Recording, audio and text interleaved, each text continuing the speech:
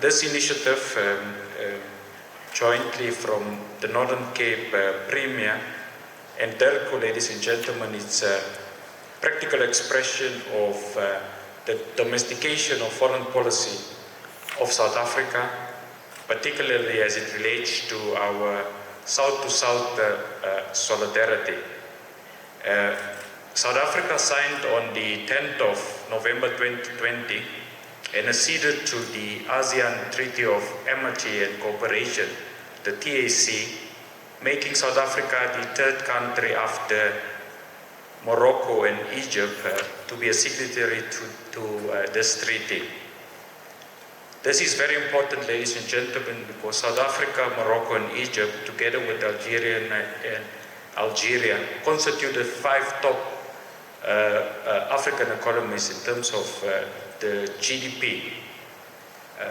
Our ambition as the South African government to become a dialogue partner to the Asian group of states would complement existing initiatives such as the Tokyo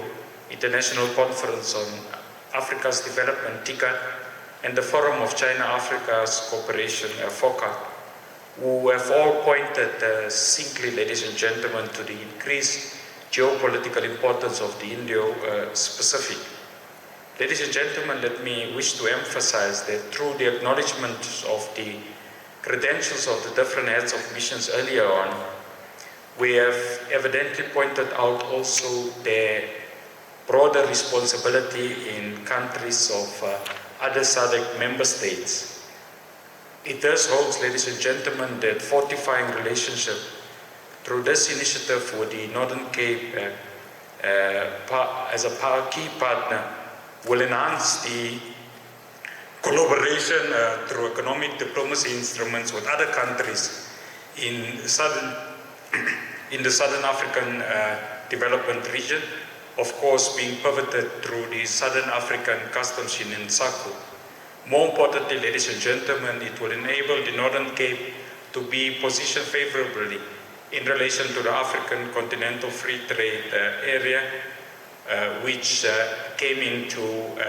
implementation on January 2021, underpinned by 54 African states, rectified, ladies and gentlemen, as we speak, by 41 African states. The African Continental Free Trade Agreement would enhance our GDP and economic possibilities, trying to ensure the $3.3 trillion African market, that the Northern Cape and South Africa becomes a key player, ladies and gentlemen, in regards to the mobilization of intra-Africa trade, which currently stands at only 16%. The African Continental Free Trade Agreement, ladies and gentlemen, covers both goods and services, and phase 2 of the African Continental Free Trade Agreement negotiations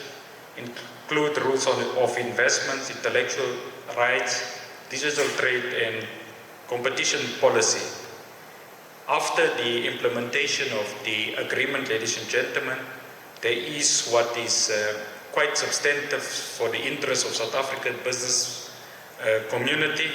the conclusions of the rules of origin, which has been conclusively negotiated, where you have 90% of tariff reduction in relation to the Continental Free Trade Agreement, ladies and gentlemen. In conclusion, ladies and gentlemen, we'll continue to enhance our bilateral relations with all member states of the ASEAN group through, obviously, the multilateral engagements, such as our partnership with Indonesia, Malaysia, Singapore, and Thailand, through the Indian Ocean Rim Association, IORA, and we'll continue to support the current chairpersons of the G20 in the form and under the tutelage of Indonesia. As we conclude, ladies and gentlemen, we wish to indicate that as South Africa, we remain proud of our historic solidarity relationship with ASEAN, and we are confident that us becoming a dialogue partner through the TAC with the ASEAN group of member states, that we'll be confident about a better future for the Northern Cape, for South Africa and for Africa. Thank you very much.